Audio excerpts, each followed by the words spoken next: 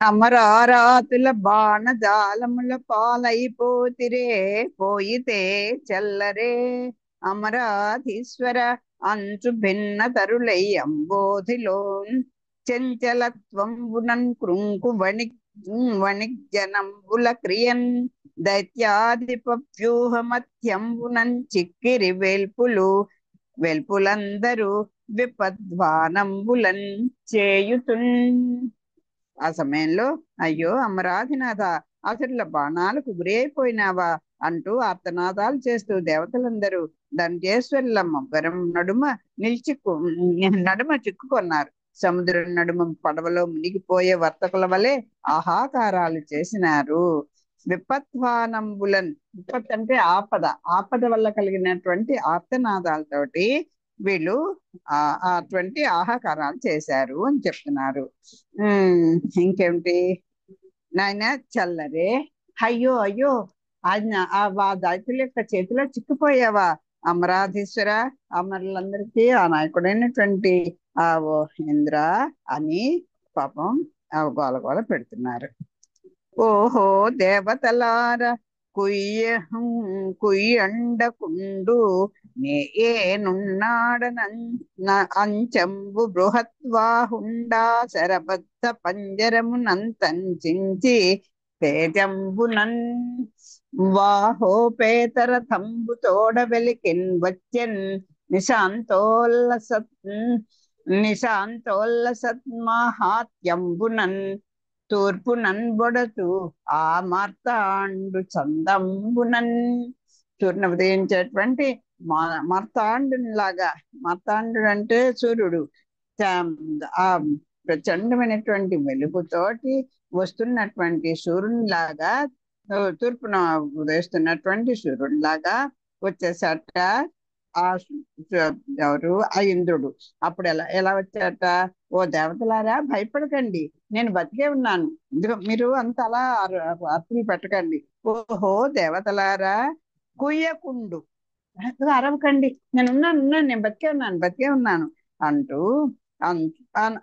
అంతంబు అప్పుడు బృహత్వాహుండు ఆ శరబద్ధ పంజరమునంతంచించి, ఆ బాణాల చేత కప్పివేయబడి ఉన్నాడు కదా ఇంద్రుడు, వాటన్నిటిని కూడా ఒక్కసారి ఇలాగ వెనక్కి మొత్తం అంతా కూడా తీసేసుకొని ఆ శరాలన్నిటినీ కూడా ఎలా వచ్చేసాడు, వక్ర పరాక్రమంతో అంబుల పంజరాంచుకొని వాహోపేతర తంబుతోట మళ్ళీ తన ఆ అంబుల పందిరాన్నంతా కూడా, పందిరా అంటే ఏంటి, చుట్టూ దగ్గరగా కట్టేసి ఉన్నాయి కదా ఆ అంబులన్నీ కూడా, ఆ బాణాలన్నీ కూడా ఆ అమ్ముల పందిరాన్నంతా కూడా చీల్చుకొని మళ్ళీ వాహోపేతర దంబుతోట, ఆ గుర్రాలతో కూడినటువంటి రథంతోటే మళ్ళీ ఆయన రథం ఉంది కదా దానితోటే, ఆ రథాలతో గుర్రాలతో కూడిన రథాలు, మళ్ళీ 1000 గుర్రాలతో కూడినటువంటి ఆ రథాలతో పాటే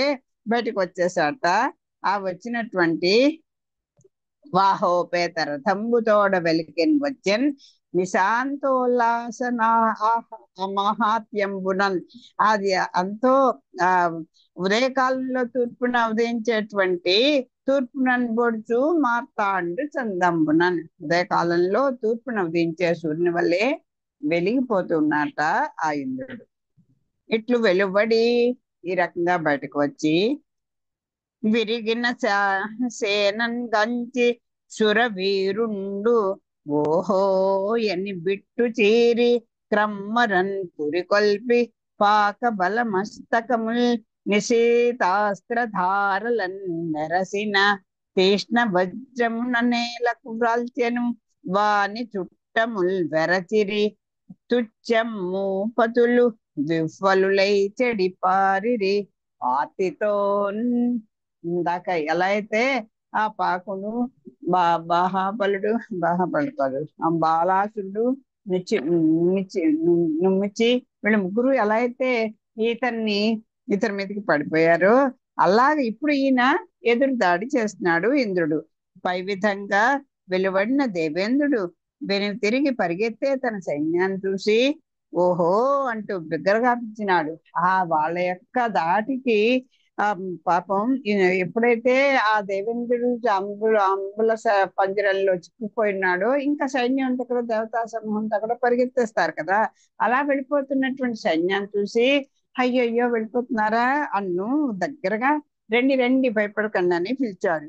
సైనికులను యుద్ధానికి పురికొల్పినాడు. ఇదిగో మీరు అలా అలా ఏంటి వీర్యాన్ని పోగొట్టుకొని అలాగ నిర్వీర్యులైపోయి అలా పరిగెత్తకండి, రండి మళ్ళీ యుద్ధం చేద్దాం వాళ్ళ మీద, వాళ్ళని అది మన ఇది అని చెప్పి వాళ్ళని ఉసికొల్పాడు. పురికొల్పి విరిగిన సేనన్ గాంచి సురవీరుడు, సురవీరుడు అంటే ఆ దేవతల యొక్క వీరుడు, ఓహో అని ఓ ఓ, రండి రండి రండి రండి అని అంటూ బిట్టు చీరి పిలిచి బిగ్గరగా, బిట్టు అంటే బిగ్గరగా పిలిచి, చీరి అంటే పిలిచి క్రమ్మరన్ పురికొల్పి వాళ్ళందరినీ కూడా యుద్ధాన్ని సన్నద్ధులను చేసి పాక బల మస్తకముల్ నిశితాస్త్ర ధారలను నెరసిన ఆ పాకుని ఆ బాలాసుని వాళ్ళిద్దరిని కూడా ఏం చేశాడు, పాకుని తలను బాలాసుని తలని కూడా వారి తీష్ణ వజ్రమున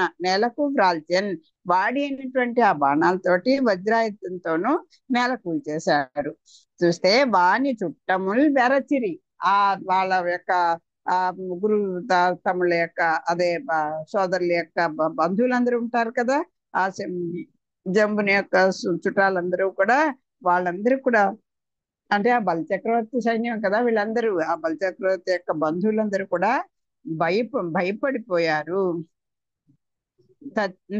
తచ్చమూపతులు వివ్వలులై చెడి పారిరి ఆర్తితో. ఇక ఆ ఆ బలచక్రవర్తి యొక్క సేనాపతులు ఉంటారు కదా, అన్ని రకాలైనటువంటి గజబలం అలాగే అశ్వబలం సైనిక బలం వీళ్ళందరూ సేనాపతులందరూ కూడా భయకంపితులై పరిగెత్తిపోయారట. ఆర్తితో అమ్మో అన్ని ప్రాణాలు పెట్టుకుని పారిపోయారు. అప్పుడు ఇంకా నమ్ముచుండిపోయాడు కదా, ఇద్దరిని చంపేశాడు. ఇప్పుడు వీళ్ళు పాకునిను బాలాసుని చంపారు, ఇంకా నమ్ముచున్నాడు కదా.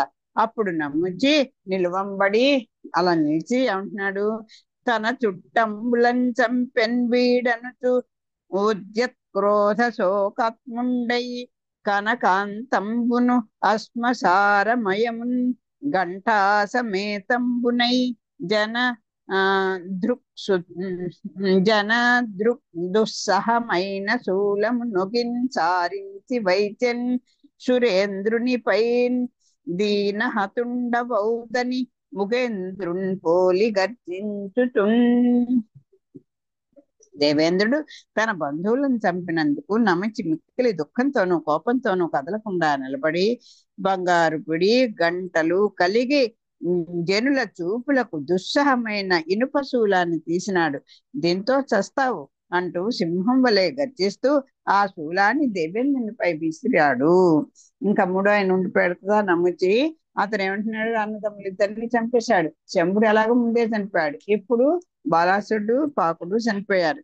ఇంకా అతనికి ఓ పక్కన ఉద్యత్ క్రోధ శోకాత్ముండై, ఓ పక్కన కోపము, ఓ పక్కన అయ్యో అందరిని అన్నదమ్ములు పోగొట్టుకున్నటువంటి బాధ, రెండిటితో కూడా వీడుతూ తన చుట్టంబులను చంపెన్ వీడు అనుతూ, అయ్యో మా చుట్టాలందరినీ చంపినవాడు వీడే కదా అని అనుకుంటూ ఉద్యత్ క్రోధ శోకాత్ముండై కనకాంతంబును అశ్మసారమయమున్ ఘంటా సమేతంబునై.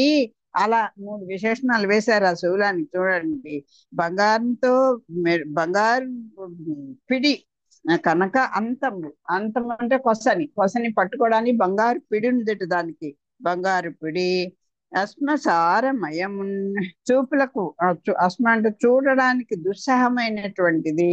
తర్వాత ఘంటా సమేతంబునై, గంట కూడా కలిగి ఉంది, దాని చప్పుడు కూడా గంటలు కూడా కలిగి ఉన్నాయి. అలాంటి ఇనుప శూలాన్ని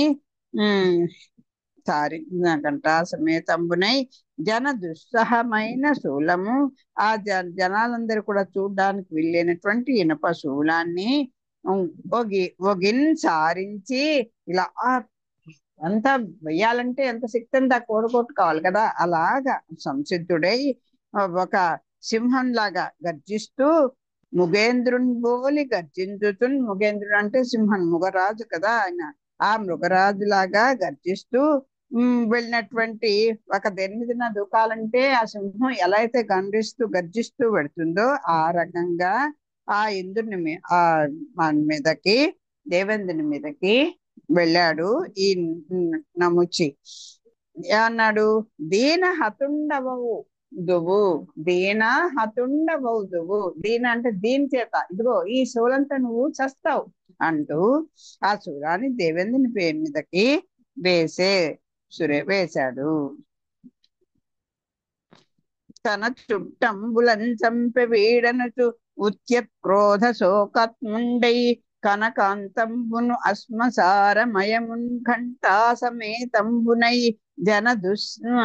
జనదృక్సహమ జనదృగ్దుస్సహమైన శూలము ఒగిన్ సారించి వైచెన్ సురేంద్రునిపై దీన హతుండవౌదని ముగేంద్రున్ పోలి గర్జించుచున్.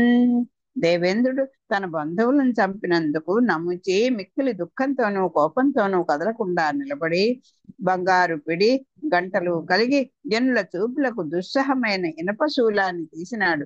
దీంతో నువ్వు చస్తావు అంటూ సింహం వల్లే గర్జిస్తూ ఆ శూలాన్ని దేవేంద్రునిపై విసిరినాడు.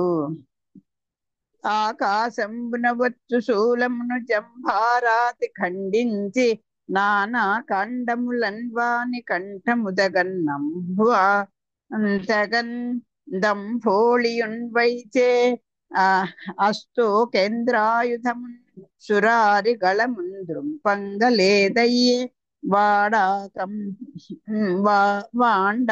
కంపింపక నిల్చే దేవ విభుండు అత్యాశ్చర్యమున్ పొందంగన్. అన్నిటిని చిన్న నముచిని కనుగొని వజ్రంబు ప్రతిహతంబగుటకు శంకించి బలభేది తన మనంబున ఆకాశంలో వస్తున్న నముచి శూలాన్ని ఇంద్రుడు ఖండించినాడు. అటు తర్వాత నముచి తల నరకడానికి పెక్కు అమ్ములను వజ్రాయుధాన్ని విరచినాడు. నముచి తలను వజ్రాయుధం సైతం నరకలేకపోయింది. నముచి చెలించకుండా నిలిచినాడు. అందుకు ఇంద్రుడు ఆశ్చర్యపడినాడు. వజ్రాయుధం బొమ్మైపోయినందుకు అతడు సందేహించి తనలో ఈ విధంగా అనుకున్నాడు.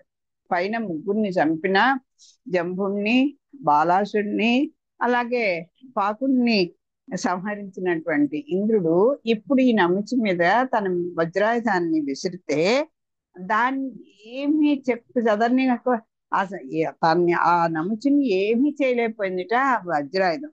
అదేంటి అసలు అన్ని ఆయుధాలు ఇంకా మన వజ్రాయుధం వేసా అంటే వజ్రాయుధ దెబ్బ అంతే, ఇంకా మన తిరుగులేదు కదా, రాంబాణం లాంటిది కదా అది. అయ్యో అది కూడా సైతం ఆగిపోయింది. దాన్ని ప్రయోగించినా కూడా అది కూడా వమ్మైపోయింది అంటే వేస్ట్ అయిపోయింది అని సందేహించి ఇలా అనుకున్నట్ట. ఇంచేది చెప్పమా, ఎందుకని ఇతను చావలేకుండా ఉన్నాడు? అన్ని కొమ్ముల పొదులు వజ్రాయుధాన్ని కూడా విసిరితే ఆ నముచి తలను వజ్రాయుధం సైతం నలకలేకపోయిందిట. ఎందుకు అలా అయింది? ఏమి చెప్పు దొరకకుండా, ఏమి కలవల పడకుండా హాయిగా ధైర్యంగా నిలబడి ఉన్నట ఆ నముచి. అది చూసేసరికి పారిపోవాలి కదా, తను రక్షించుకోవడానికి ఏదైనా ప్రయత్నం చేయాలి కదా. ఎంత ధైర్యంగా అలా నిలబడి ఉండేసరికి ఇంద్రుడికి కూడా ధైర్యం కోల్పోయి ఎందుకు ఇలా జరుగుతోంది అని అనుకున్నట్ట. ఆకాశంబున వచ్చు శూలమును జంభారాతి ఖండించి నానా కండంబుల వాణి కంఠ దగన్ అంభోళియన్ వైచే అస్తో కేంద్రాయుధమున్ సురారి గళమున్ దృంపంగలేదయ్యే వాడా కంపింపక నిల్చే దేవ విభుండత్యాశ్చర్యమున్ పొందంగన్. ఆకాశంలో వస్తున్న నముచి శూలాన్ని ఇంద్రుడు ఖండించినాడు. ఆటి తర్వాత నముచి తలను నరకడానికి కొమ్ములను వజ్రాయుధాన్ని విసిరినాడు. నముచి తలను వజ్రాయుధం సైతం నరకలేకపోయింది. నముచి చెలించకుండా నిలిచినాడు. అందుకు ఇంద్రుడు ఆశ్చర్యపడినాడు. వజ్రాయుధం బొమ్మైపోయినందుకు అతడు సందేహించి తనలో ఈ విధంగా అనుకున్నాడు. కొండల రెక్కలు ఖండించి వైచుతో వజ్రమెన్నండు ఇంత వాడి చెడదు ఉత్తరాసురాదుల విదళించుతో ఇది తిరుగదెన్నడు పనిని తీర్చి కాని ఇంద్రుండగా అనుకోయేను దంభోళిన్ కాదకో ఇది ప్రయోగంబు సెడెనో ధనుజాధముండు మొనతాడుకుందప్పించెనో బిరు బిదురంబు నేన్ నేండేల బెండువడియే అనుచు వజ్రి వగవ ఆర్ధ శుష్కలంబునం చావకుండం తపము చలిపే ఈ తండు ఇతరమిద్ది అయిన ఇంద్ర ప్రయోగింపు బైళమనుచు దివ్యవాణి పలికే. అప్పుడు ఇలాగా మనకి ఎప్పుడు జరగనటువంటి ఒక సంఘటన జరిగితే మన మనసు పరిపరి విధాల ఆలోచన పడిపోతుందా వాళ్ళదా? ఏమైంది చెప్పమా, ఇవాళ ఇంటికి రాలేదు వెళ్ళిన అతను, ఏమైంది చెప్పనా, ఎక్కడన్నా ఇంకా లేట్గా వస్తానంటేనే భయపడిపోతాం. అలాంటి ఒక రోజంతా కనపడకుండా ఉంటే ఎన్ని రకాలుగా అనుకుంటాం మనం. అయ్యో ఏంటి ఎక్కడన్నా యాక్సిడెంట్ అయిందా, లేకపోతే ఎక్కడన్నా అక్కడి నుంచి అటు ఇంకెక్కడికైనా వెళ్ళారా, అలాగా పరిపరవాదాలు ఆలోచిస్తాం కదా. అలాంటిది ఇప్పటి వరకు ఇలాంటి సంఘటన జరగలేదు. ఇందుని ప్రయోగించిన బాణాలకు కానీ, మరి ఆయన వజ్రాయుధాన్ని ప్రయోగించిన దానికి వజ్రాయుధం ప్రయోగిస్తే అసలు తిరిగి ఉండకూడదు కదా. అలాంటిది ఇలా అయిపోయింది ఏమిటి? కొండల రెక్కలు ఖండించి వైచుతో వజ్రమెన్నండు వజ్రమెన్నండు వింత వాడి సెడ ఇంత వాడి సెడదు. ఇంత కూడా వాడి అంటే తన యొక్క సరుకుతనం, అంటే తన యొక్క ఆ సత్తును కోల్పోదు కదా. ఎప్పుడు కొండల యొక్క రెక్కలన్నీ కూడా ఖండించేశాడు ఇంద్రుడు ఒక టైంలో. అదే కదా, అందుకే ఆ సుందరకాండలో కూడా స్వామి పెడుతుంటే అదిగో ఇంద్రుడు రెక్కలు ఖండించేస్తే కాపాడి నన్ను తీసుకొచ్చారని చెప్పి ఈయనకి ఆతిథ్యం ఇవ్వడానికి మన కూడా వస్తాడు కదా. అలాగా అలా రెక్కలు ఖండించేటప్పుడు కూడా ఎక్కడ ఇంత పిసరి వాడి చెడదు కదా ఈ వజ్రాయుధం. ఉత్తరాసురాదుల విదళించుతో ఇది దిరుగదెన్నండు పని తీర్చి కాని. ఎక్కడికైనా ఎవరన్నా సంహరించమని ప్రయోగించాను అంటే ఆ పని చేసుకునే తిరిగి వస్తుంది తప్ప వెను చూపించి వెనక్కి వచ్చేది కదా. ఆ ఉత్తరాసురుడు మొదలైనటువంటి ఎంతో మంది గొప్ప గొప్ప రాక్షసులందరినీ కూడా సంహరించినప్పుడు కూడా ఇది పని చేసుకునే తిరిగి వచ్చేది. ఇంద్రుండగానుకో నేను దంభోళియున్ కాదుకో ఇది ప్రయోగం బుషడను ధనుజాధముండు మన మొన మొన తాకుని దప్పించెను బిరుదంబు నేడు ఏల బెండు వడియే. ఇంకేమనుకుంటున్నాడు ఏమిటి, నేను కాని ఇంద్రుని కాదా, ఈ వజ్రాయుధం కూడా వజ్రాయుధం కాదా, దీన్ని ప్రయోగించడంలో నేను ఏమన్నా తప్పుగా ప్రయోగించానా? ఇప్పుడు ఈయనకే డౌట్ వచ్చేస్తుంది. ఆ సర్పంజరాలను తప్పించుకొని బయటకు వచ్చి 1000 రథాలు కూర్చుకొని నేను కానీ ఇంద్రుని కాదా, నేను ఈ వజ్రాయుధం కాదా, ఒకవేళ దీన్ని ప్రయోగించడంలో నేనేమన్నా తప్పు చేశానా, ఈ దుష్ట రాక్షసుడు దీన్ని బాధర చేరకుండా చేశాడా, దీన్ని ఇదేం పని చేయకుండా ఏమన్నా మాయలు కదా, వీళ్ళందరూ వృద్ధి కదా, రాక్షసులు కదా, వీడు ఏమన్నా అది తగ్గకుండా ఏదైనా ఒక మాయ చేశాడా, ఇది ఎందుకు ఈనాడు శక్తి కోల్పోయింది అనుకుంటూ దేవేంద్రుడు ఆలోచింపసాగినాడు. అప్పుడు ఆకాశవాణి చెప్తోంట, ఇంద్రుడా, ఈ రాక్షసుడు తన తడి వాటితోనూ పొడి వాటితోనూ చావకుండా తపస్సు చేసినాడు, వేరే దేన్నైనా త్వరగా ప్రయోగించు అని పలికినాడు.